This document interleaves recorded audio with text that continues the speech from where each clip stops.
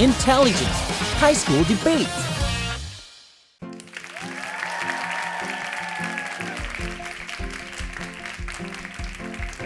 Hello and welcome to Intelligence High School Debate. I'm your host, Seo Mi-sorang.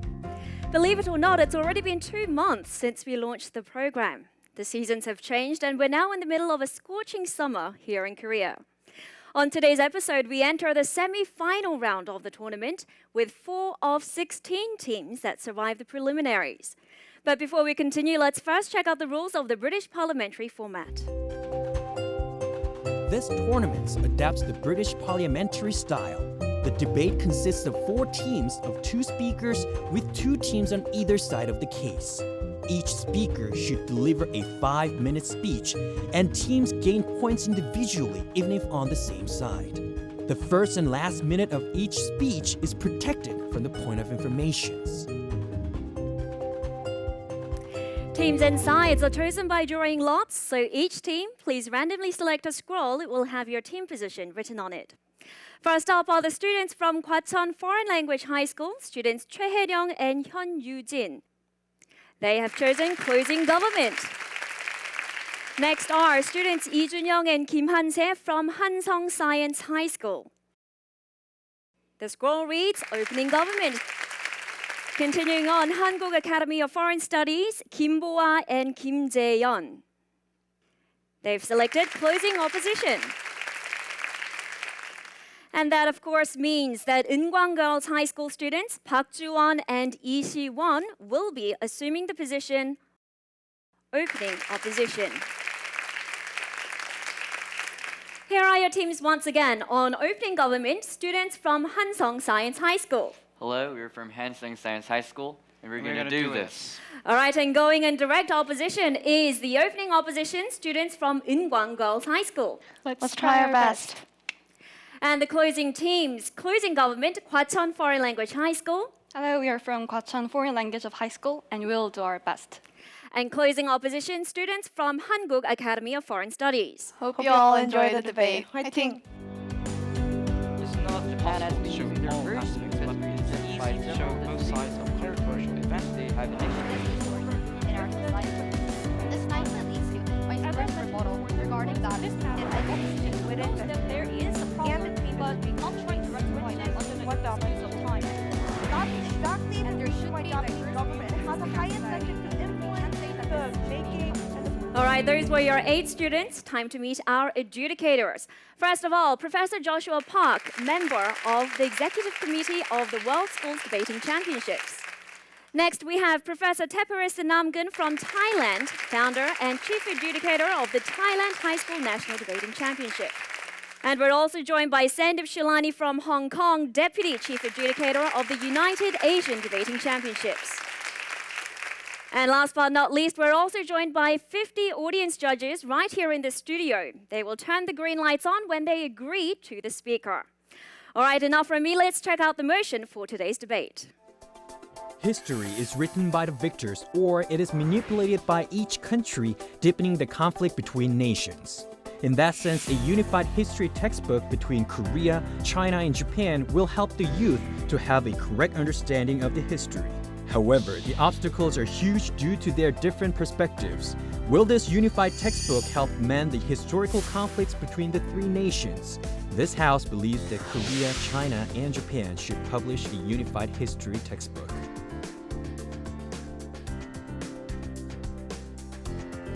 There's been a long-standing debate in East Asia over how history is taught in schools.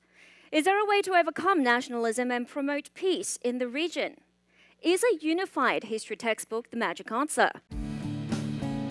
The students are given only 30 minutes to prepare for their speeches. And that fierce debate is about to begin. First of all, the Prime Minister, please step forward to the podium. Hello, ladies and gentlemen. As the Prime Minister in favor of the movement of the House, I'd like to share with you just a few ideas. First of all, what is a unified history textbook? Currently, Korea, China, and Japan each have its own version of history, transcribed into a variety of textbooks that are sometimes even mutually incompatible. A unified history textbook would present a single, hence unified, view of history and for all of these nations. History is the study of facts, not ideologies. There have been events in the past that different countries would react to differently, and the most notable being Japan's imperial rule over Korea and South China. But that doesn't change the fact that there was one and only one event that actually occurred in that specific point in time. It's commonly said that history is subject to a wide variety of interpretations, but interpretation and distortion are two completely separate concepts. China has been arguing that the history of the northern parts of the Korean Peninsula is actually that of China. Japan has been using their version of history to justify several disputes over territory which they have initiated. This defeats the whole point of history, actually. One's opinion on history may be boundless, but there is only one history in the sense that two mutually incompatible events couldn't have taken place at the same time and space. A unified history textbook, thus, is very possible and should be created to finally put an end to history distortions. People tend to believe what they want to believe. This is a very common technique used in politics to gain support. Right-wing parties in Japan have been and still is supporting history textbooks in Japan, claiming that entire chunks of events that took place over decades, such as the rule over Korea, did not even take place. Some politicians even have openly voiced their opinions on which version of history should be seen as, well, real. They're rewriting and creating a fictional version of the past to gain support from people who want to believe that Japan hadn't been a threat to East Asian peace in the 20th century with their imperialistic beliefs in this example. This is erratic. In a sense, the study of knowledge has displaced to a study of beliefs. Why even study history then? I might as well go out and write my own textbook filled up with whatever I, wish had happened in the past. This is exactly why we need a unified history textbook. There can be just so many people with so many different opinions, and without a unified textbook, they can actually just go out and write their own textbook and use those facts that are not really facts, but rather their own opinions to influence other people, which is not good. So the process of development might be rather difficult, but the long-term effect of reviving the true value of history is certainly worth it. Just POI questions. So, yeah, that's Does anyone have POIs for the Prime Minister? any questions. If there are no POIs, are you finished with the speech? Yes, I believe so. Okay, And- you can continue or you can finish there. Yeah, I'll just finish it. Okay. Thank you for listening. All right, that was the Prime Minister arguing for a unified history textbook, saying that a unified version of history, a unified factual history, would minimize the chance of distortion by different countries. All right, let's see how many of our audience judges agree with the speaker. 32 out of 50, so a bit over 60% of our audience judges agreed with the Prime Minister. All right, the Leader of Opposition, it's your turn. This is the Leader of Opposition. First, I will start by stating my rebuttal against the Prime Minister's statement. First of all, he failed to provide any clear arguments. However, he did state that there is a possibility that historical facts are distorted, and that is why we need unified textbooks. However, I want to ask you, what will happen if the unified textbooks carry distorted information, or it excludes important historical facts? Next, I will go on to my speech. I will be going over 2 out of the 3 main reasons as to why the opposition today strongly goes against the motion. Before I begin, I want to point out that this policy's main objective is to solve the problem of distortion of historical facts, as the Prime Minister explained. However, in this process, what is important is the change of education and not the textbook itself. A textbook simply plays the role of a tool or a guide in a teacher's lecture. Therefore, it does not immensely affect the student's way of thinking or education as a whole. I will be going over how unified textbooks violates the freedom of expression, and second, how a unified textbook is ineffective, and our Deputy Leader of Opposition will be going over the harms of unified textbooks. First of all, Ma'am, Yes? don't you think that when we try to make unified textbooks, that people will at least try to find their common grounds among these distorted facts? Of course they will try. However, it is nearly impossible because as our Deputy Leader of Opposition will be talking about, that government power will intervene with the context of the textbook. And therefore, the government with superiority over economics or politics will have more say in what goes into the textbooks. And therefore, there's going to be a certain country that has more of what they want to say in the textbooks, even though the textbooks are distributed to other countries. Firstly, I would like to point out that the government did not specify whether the textbook is going to be mandatory or not, and so we are going to be regarding two scenarios that might occur. No, thank you. Firstly, I would like to talk about how it violates the freedom of expression if the textbook is mandatory. We will be looking at it from two aspects, which is the government and the publishing company. What the government or a certain country considers an important historical event differs drastically. And in this process, trying to unite the events, some will be neglected and excluded, regardless of how important one country thinks upon it. For example, I want to talk about An Jung-geun. He is a very honored hero in Korea. From the perspective of Korea, he is a hero that fought against oppressive force. However, in Japan, he is nothing but a terrorist that can be excluded from a textbook. Next, I would like to talk from the aspect of a publishing company. Numerous historical events are highly vague, which means that most events don't have an abundant amount of evidence to fully be proven. And even if the event is factually proven, there exist various analyses and interpretation of how and why the events took place. This is not a matter of being right and wrong, but in fact, it's just a different perspective. And the right to decide which analysis one wants to imply on students should be given to the many authors of textbooks, not a government. Next, I would like to talk about the ineffectiveness of the policy. First, I'm going to talk about the scenario in which the textbook becomes mandatory, and second, I would like to go over if the textbook is not mandatory. As I've mentioned before, the importance of this matter lies in education and the teaching of history and not the textbook itself.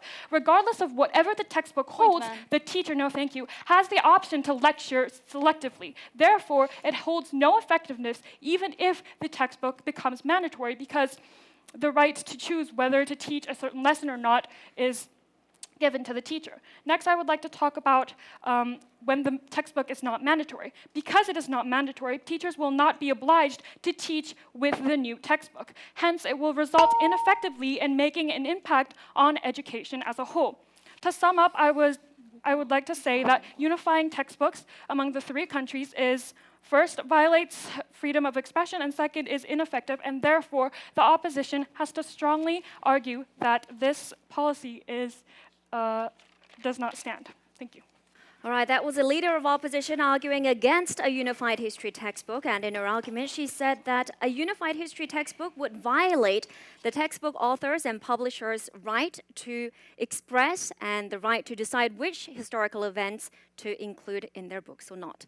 All right, let's see how many of our audience judges agree with the leader of opposition.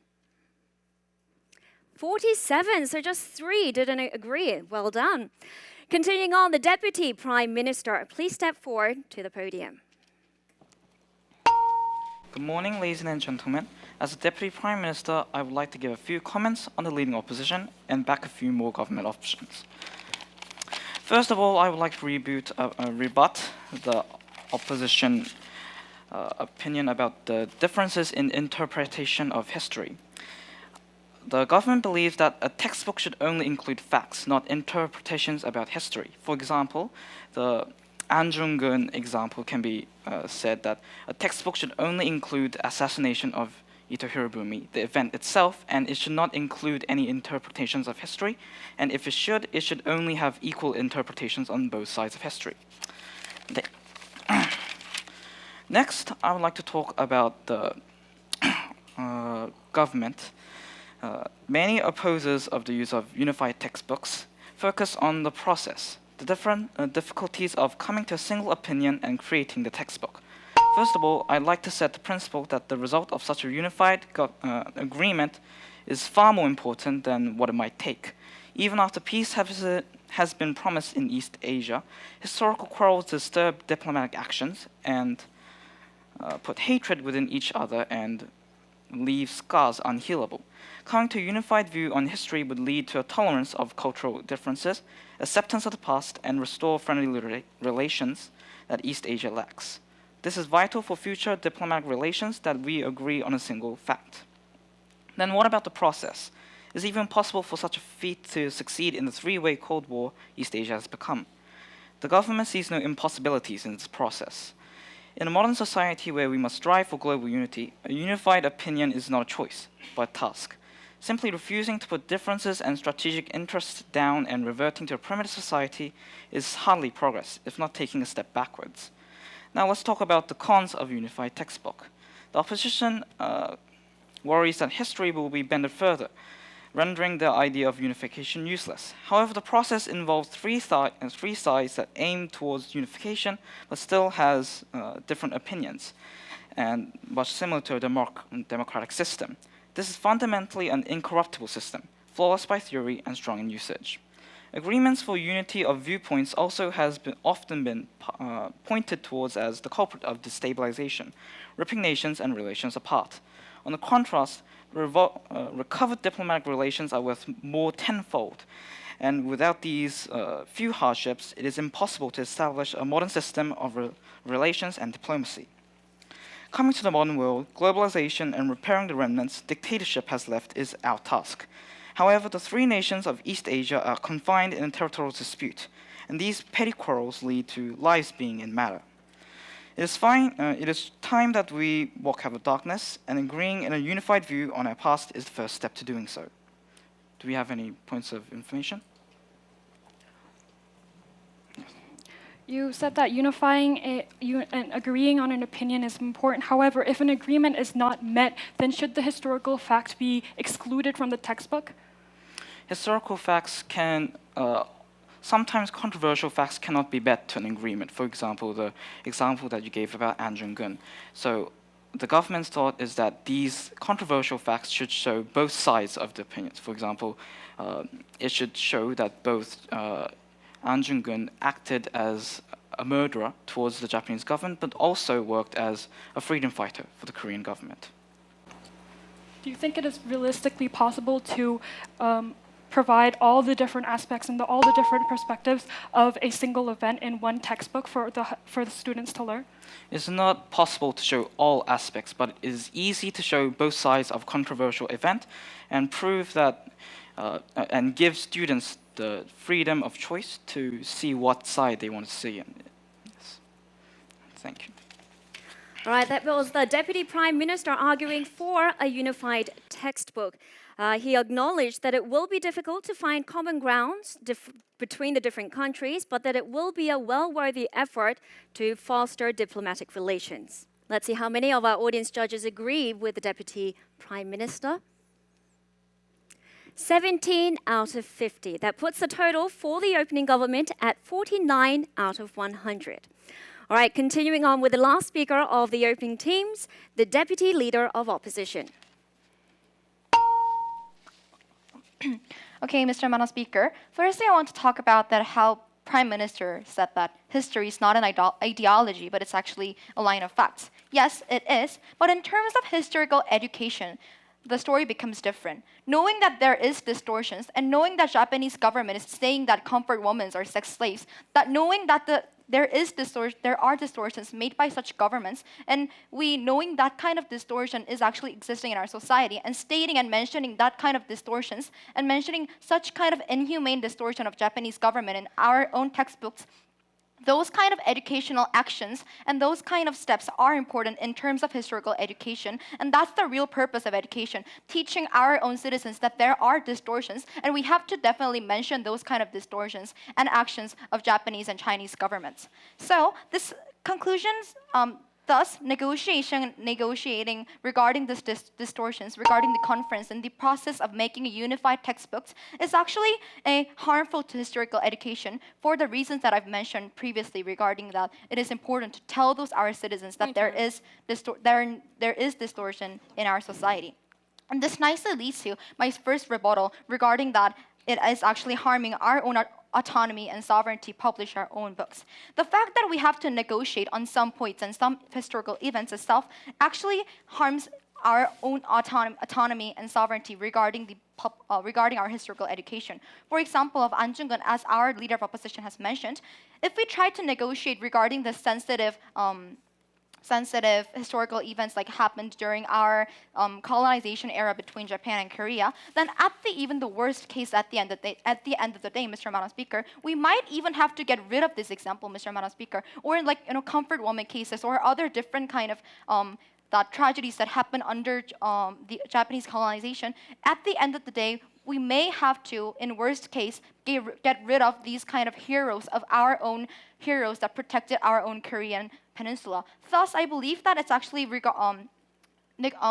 because of these kind of reasons, negotiating on some points on this sensitive historical events actually leads to violation of our own autonomy and sovereignty, and it even gives us, our citizens, we cannot even provide textbook kind of education that there are many heroes, numerous heroes who have tried a lot to protect our own peninsula. Ma'am. Yes, ma'am. Don't you think it is of no use even if the Korean students are learned that there are some distortion about the textbooks, the Japanese people are even denying the fact that there were comfort women, then don't you think this is of at all no use?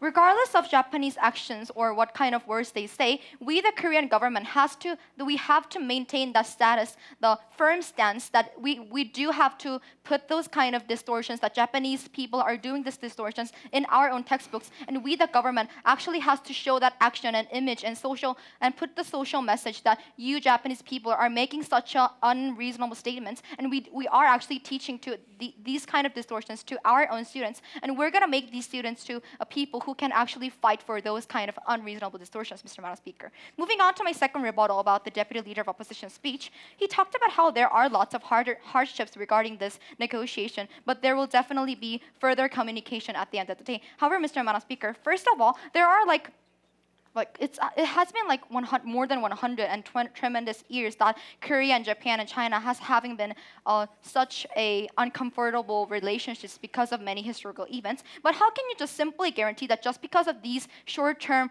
about years or months conferences, can simply turn into the peaceful relationship between the East Asian territories? And also, because of this Japan and Korea example is so special that it is not that simple that you cannot just simply solve the hardships by these kind of conferences regarding the education. Now, I'd like to move on to my constructive speeches regarding my last argument of our team's case. First of all, my team's last argument is about the harms of these kind of policy. Number one, international tension regarding the East Asia will increase because textbooks, just because we make unified textbooks, it doesn't simply mean that we can have further communications, as I've mentioned in my rebuttals. It will actually lead to more tensions because we have to fight among our own facts, and we fight for our own analogies and about the explanations regarding historical events. And second harm is about the quality and the quantity of the textbook will decrease because regarding the background of this motion, we do have to eliminate some kind of events if we negotiate, as I mentioned in my introduction. Therefore, the quantity and quality of the textbook will decrease. And for this reason, I think the team opposition has taken debate home. Thank you. All right, that was the Deputy Leader of Opposition arguing against a unified history textbook, stating that because negotiating on certain facts may lead to certain national heroes being omitted from the textbook. Let's see how many of our audience judges agree. I'm seeing almost all the lights have been switched on. 49 out of 50. That puts the total for the opening opposition at 95 out of 100. Well done. And that concludes the top half of today's debate. Before we continue, I would like to ask our three adjudicators on how they saw the debate so far. Professor Joshua Park. So I'll be talking about the opening government first. So I think opening government does a good job of establishing why there is harm in the status quo, that there is some need for change, and you bring out various examples to illustrate this point. That said, in a policy proposition or policy motion like this, that's only step one of the process. You're not just establishing that there's a need, you need to tell us exactly what it is that you would like to do to change the status quo. And then three, how is your change actually going to solve the problems that are in the status quo? If you do this, how will this actually solve the problems that you're actually talking about? I'm not quite sure how the mechanism, whatever it may be, will lead to a fixing of all of these problems. If it is unified, if you can actually see interpretation side by side, what will this lead to in the minds of students? And how will this lead to a perhaps betterment of the relations between the countries? These questions are left unanswered by the end of your speeches. I'll be coming on the opening opposition side. I think Firstly, the debate on this end has 2 points, on the short term and the long term. I think the short term is how opening opposition was able to engage and explain on the actual process example, on the negotiation example, right? Bringing both three nations together, what would happen, that focus. And I think it was good explanation focusing on the loss of information, the loss of actual history points of events that may lose from that argumentation or that debate that they have, right? Making the quality of the book even more affected itself. So to summarize basically the opening half, I felt the strongest point coming from both sides and the strongest point of engagement was whether or not distortion in history textbooks is inherently something that should be acceptable or something that we need to fix. And if fix, that should be a question in this debate as to how we should best fix it. Is one of the ways to do it is have a unified textbook, which is what opening government is saying, have politicians have some degree of control, which obviously opening opposition questioned, but probably didn't take it as far as saying why this is necessarily going to be a bad thing. How we use this tool to actually further education, not only from the teacher's perspective, but also for students and society as a whole. How we further this education is the main point. And if it's not mandatory, then who's going to use this textbook and why? So these were some key questions coming from opposition, which were really good. But I will also add that the engagement from both sides, right, in terms of during your speeches, I felt that POIs coming from OG to OO could have been better, and obviously POIs to OG could have been a little bit better as well. Because obviously it's not only enough to engage in your speech, but it's also important to engage while a speaker is talking. Thank you for your feedback.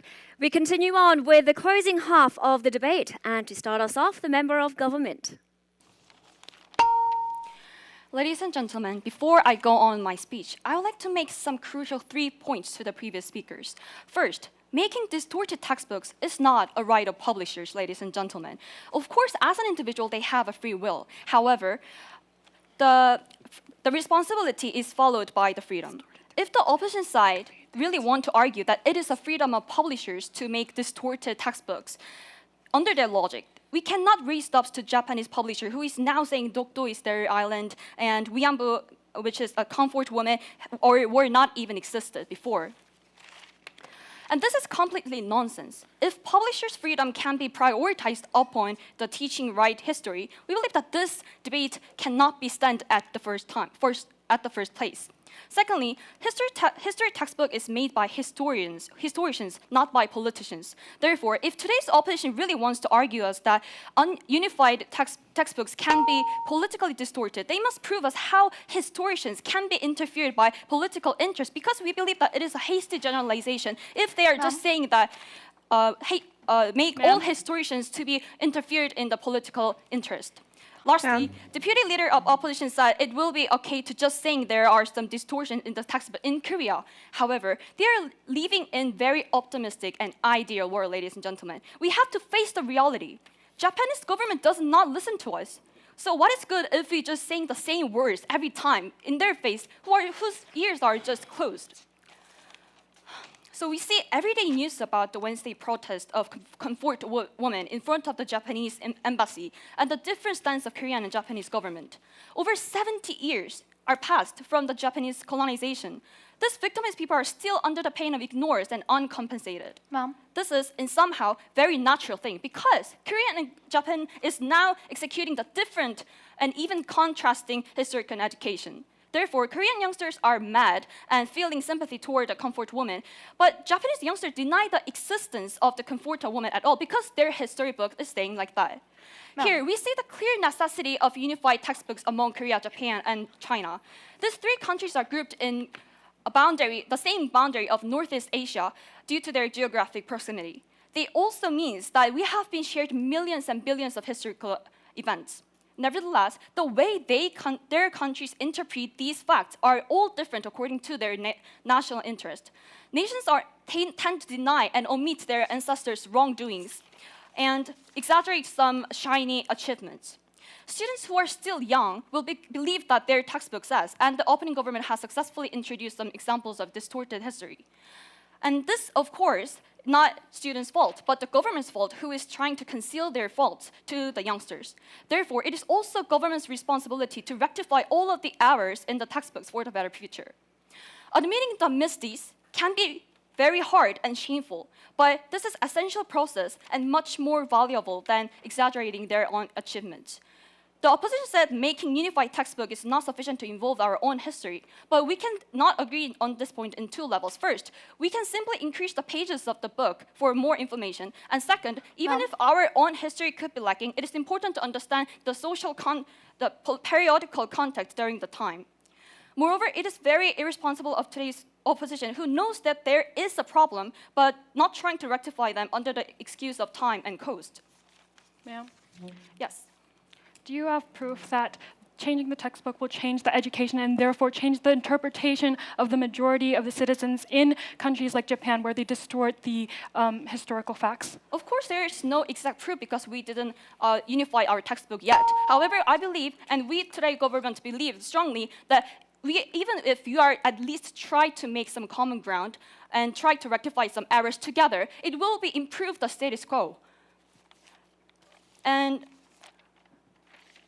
so even if the admitting the facts and misdeeds can be hard and shameful, we believe that today, we as an adult living this century, it is our huge responsibility to teach the right history to our youngsters and our future. So thank you for listening. Okay, that was a member of government arguing for a unified history textbook. And in her argument, she rebutted the publisher autonomy argument put forth by the opening opposition, saying that publishers have a greater responsibility to state facts and not distortions. All right, let's see how many of our audience judges agree. 22 out of 50. All right, let's move on to the opposition side. The member of opposition, please step forward to the podium.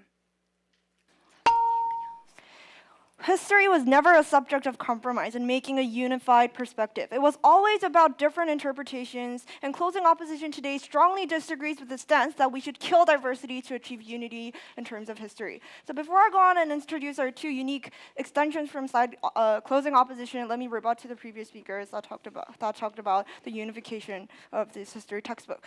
So their main argument was that history should be about fact and distortion should be blocked. Simply arguing, we also believe that factually distorted textbooks should be regulated, and that's a right thing to do. But what we don't think it's right is to unify the diverse interpretations that happen between countries and make it as a single perspective so that every single person is taught with that single perspective. We think that that's what's problematic inside opposition. So first, we think that oftentimes conflicts rise because of completely different interpretations of the same fact. And that's the exact reason why each country has their own logical arguments backing up their whatever argument that they're arguing for. And getting rid of all these diversity, we don't think is a purpose of history education in the first place. We argue that students should learn from the process of dispute, and that would be further elaborated more in our second argument. But furthermore, we also know, thank you, ma'am, think that even if we were to try and make agreements, this policy is not only ineffective, but also aggravates the diplomatic conflicts that they talked about in their arguments, and that's also going to be elaborated in our first extension as well. And the member of government directly, quote unquote, told us that Japanese people would not listen to us. And then how did this textbook suddenly make them compromise their political interests? We don't think that there was an explanation as to what kind of incentive did they give to the Japanese people to simply change their whole political perspective when they simply start making unified historical textbooks. Actually, we think that that's exactly the reason why Japanese government has a high incentive to influence the making and the process of making the unified history textbook and distort it into their own political perspective. We think that that brings about more harms than they attempted to prevent at the end of the day.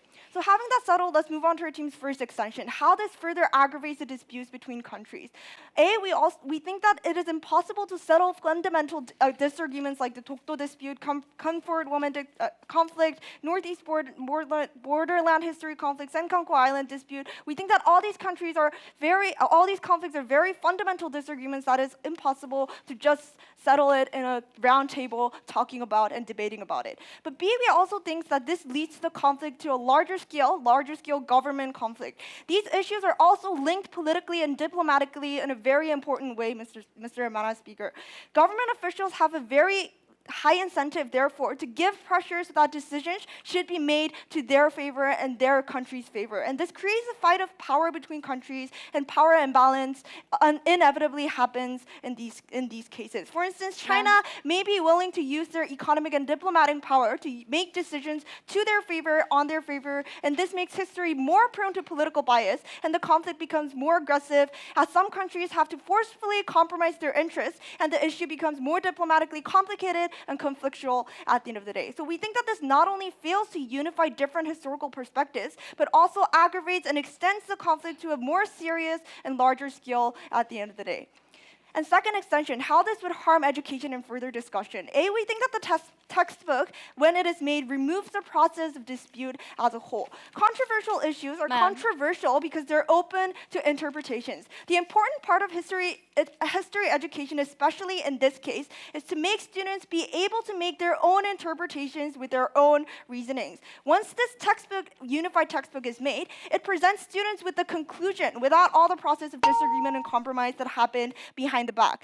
That process of making conclusion, we argue, that should be up to the students to do. This only stagnates the discussion and hinders various interpretation. We don't think that this is what the history education should go for.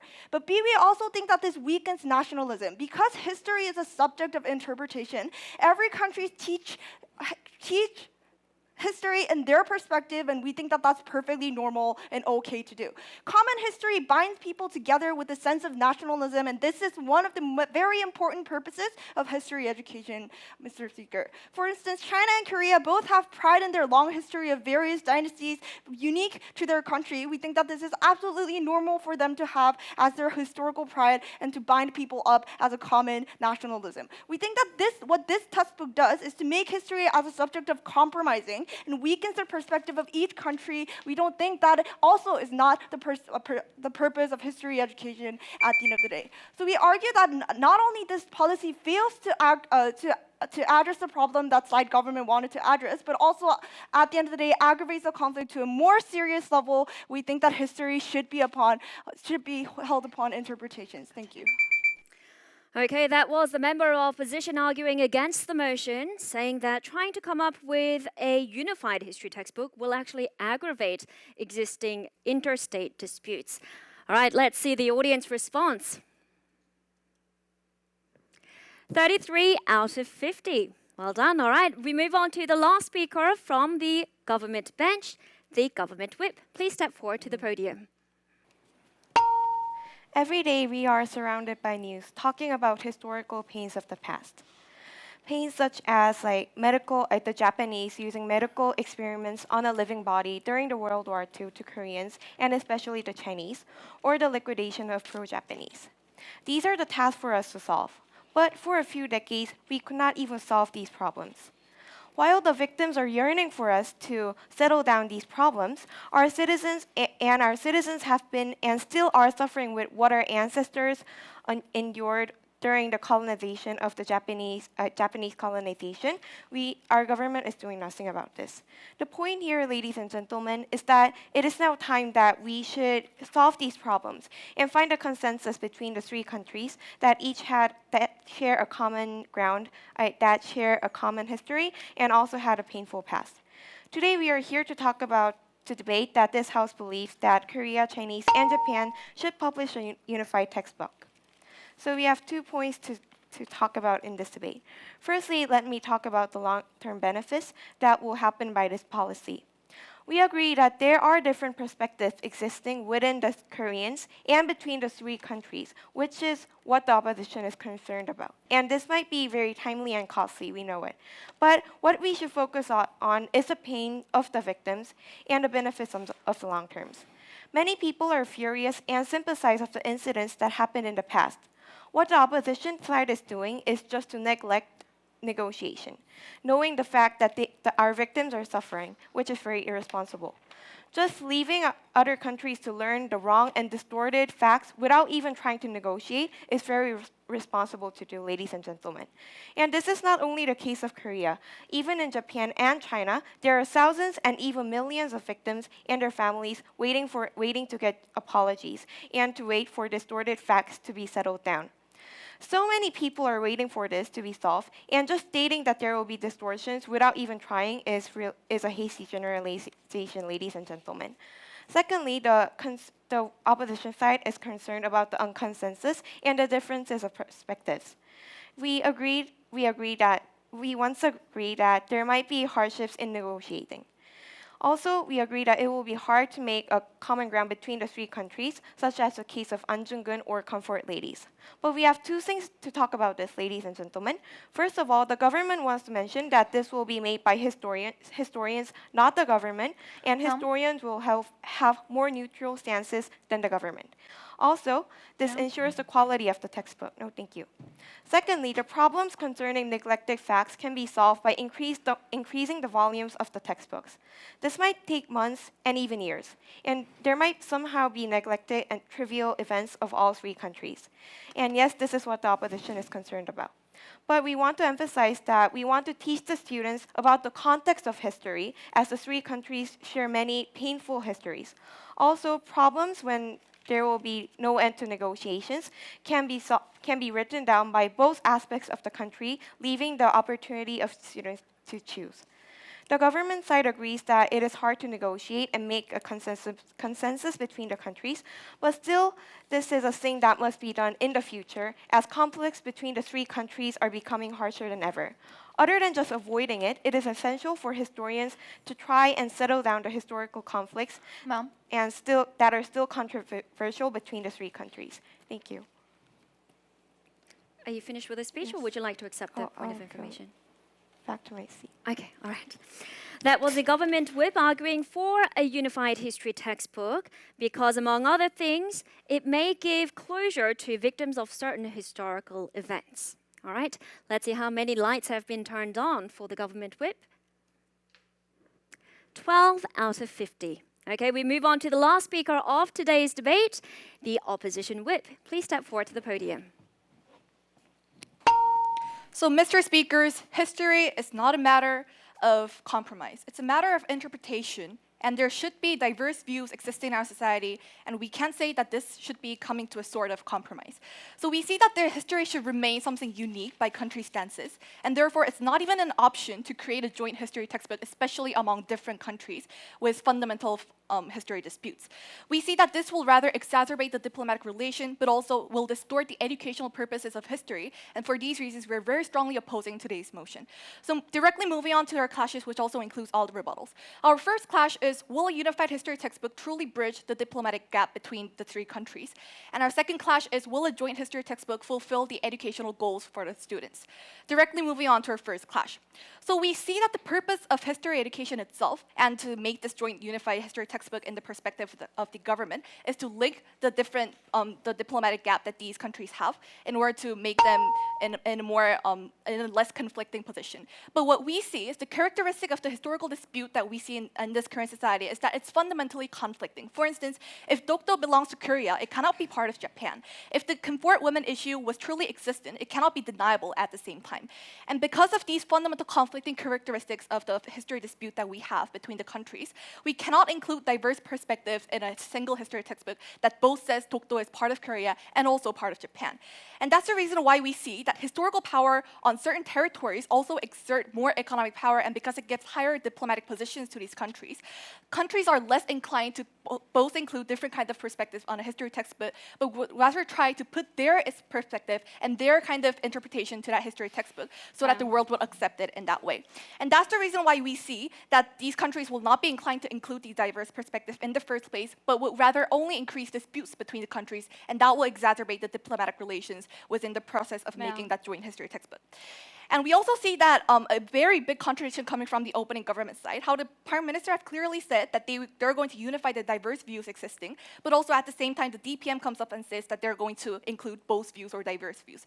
But even if we do ensure that both views may be included in the textbook, we see that the fundamental dispute is not solved at all. Therefore, that will not be anyhow more beneficial to the diplomatic relations or overcoming those historical disputes at the end of the day.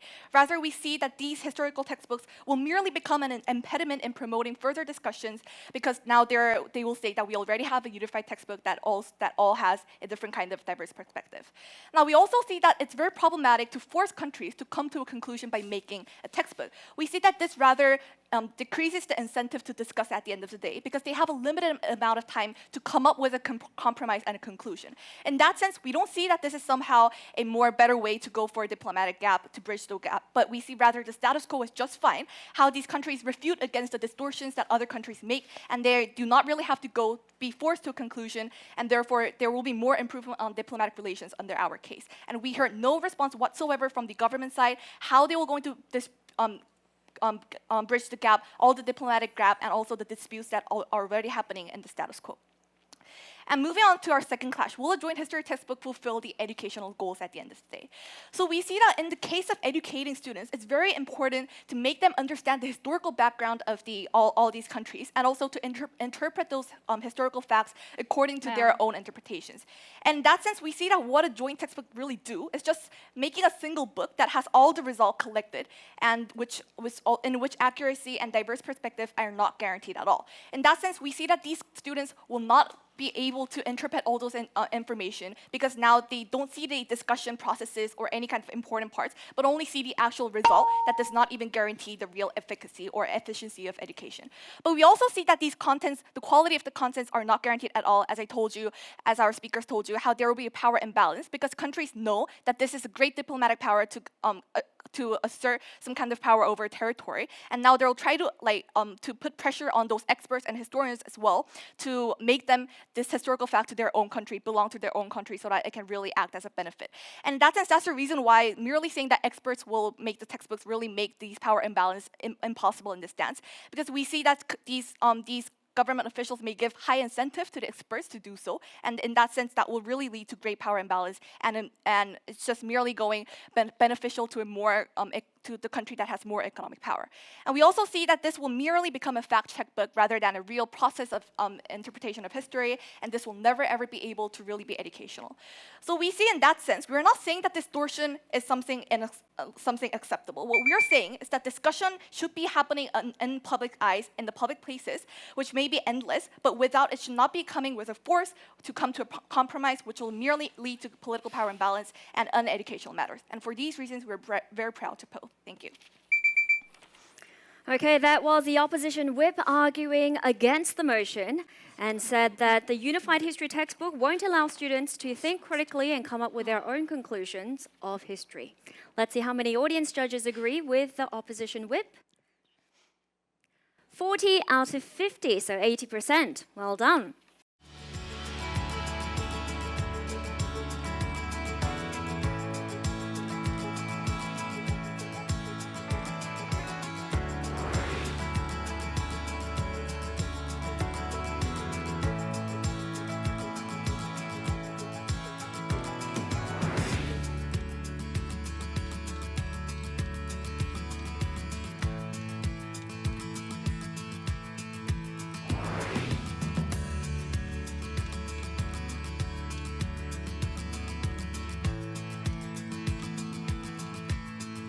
All right, all 8 speakers have presented their case for and against the motion. But before we hear from our adjudicators, I would like to ask our audience judges for their opinions. If you agree with the motion today, please turn your lights on. If you disagree, you may leave it off. Please make a decision on the count of 3. 1, 2, 3. Okay, not too many lights have been switched on. All right, 7 for the motion and 43 against. So it looks like the majority of our audience agree with the opposition bench. Okay, let's hear from our adjudicators once more. Professor Tepper Namgin. Let me feedback on the closing government. I think in the debate, there's always 2 points, kind of like one is called engagement, right? And one's actually case building. I think you guys done very well in engagement. You guys POI the most, you stand up, you responded, you questioned different small detailed example. But I think the issue with that is that you could have done a bit more push explain on why we really need it, right? And you were more focused upon that this book will create social change, will create a betterment in society. The difficulty I'm having is that there was not much process or explanation on how we would go that far. Okay, so I'll talk about closing opposition in this debate. I'd say the first thing that comes to mind when I was listening to the two of you is both of you had a really strong start, which was consistent with each other. Is that one of the strongest things coming from the closing government team was this idea of victims, right? And while you guys did a good job about showing how is Japan going to listen to us or are they going to exploit us, but also pointing out on the victims is something that's obviously important in this debate. So I have one general comment about what I think teams can do better in general, and then I'll have some questions that I think will ultimately determine which team moves forward to the grand final. So the comment I have is when you're responding to other teams, what you want to do is pick the best scenario or the best analysis that they have and respond to that, as opposed to taking the worst interpretation or the weakest analysis that they have and then responding to that. For example, I think opening government, as I said before, had a bit of a problem of developing their mechanism, right? And we weren't quite sure if it was a matter of having interpretations side by side or if it was just one unified interpretation or one unified facts. Under those circumstances, if you do feel that maybe the interpretation side by side is a better analysis that could lead to perhaps better argumentation, you take that on and explain why that's bad, even in the best case scenario that they have, as opposed to just nitpicking about them being inconsistent. Okay? So that's just one word of advice I would have for teams in general to make your responses and your case a little bit more strong as opposed to just nitpicking. Okay, thank you for your insight. It's time for me to announce the winner of today's debate. This team will go on to the final round for a chance to represent Korea in the 2017 Asian Cup. So that team is congratulations, Hanguk Foreign Language High School.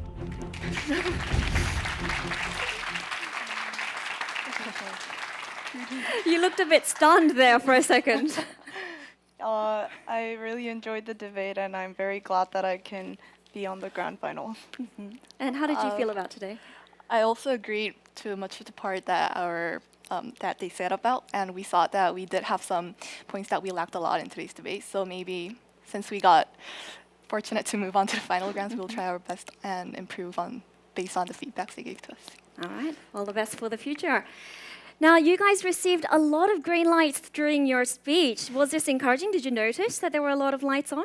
No, it's hard to see the lights when we're presenting our speeches, so I didn't notice. But when she was up, I noticed that there were a lot of lights. Yeah.